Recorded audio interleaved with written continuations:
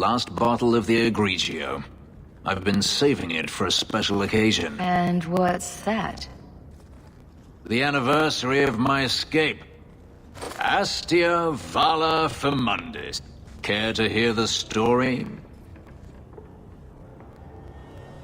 I enjoy listening to you talk. There are few pleasures greater than speaking with a beautiful woman. Let's see. You've heard of Saharan? The Imperium and the Qunari have fought over the island for centuries now. I was there with Daenerys during a Qunari attack. I managed to get him to a ship, but there was no room for a slave. I was left behind. I barely got out of the city alive. I thought Daenerys considered you valuable. He wasn't given a choice. The look on his face as the ship pulled out was priceless. There are rebels in the Saharan jungles called Fog Warriors. They found me and took me in, nursed me back to health. I stayed with them for a time, until Daenerys finally came for me. He was relieved to see you'd survived, right? Relieved to see his investment hadn't ended up in Qunari hands, perhaps. I'd grown fond of the rebels. They bowed to no master and fought for their freedom. It was beyond my experience.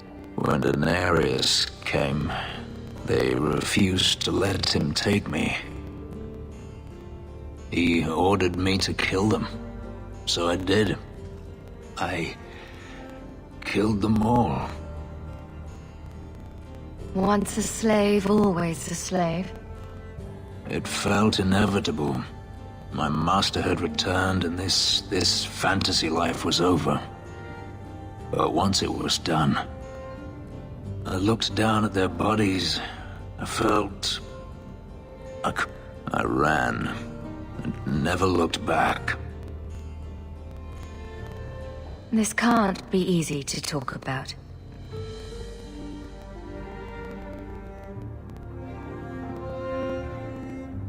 I've never spoken about what happened to anyone. I've never wanted to. Perhaps this is what it means to have a friend. It might mean more than that. I have never allowed anyone too close. When my markings were created, the pain was extraordinary, and the memory lingers. But you are unlike any woman I've ever met. With you, it might be different. Are you saying what I think you're saying? If there was someone before, I have no memory of it. There was no one after you escaped, even. I stayed nowhere for long. Who would I trust? I didn't think I needed anyone, or wanted anyone, until now.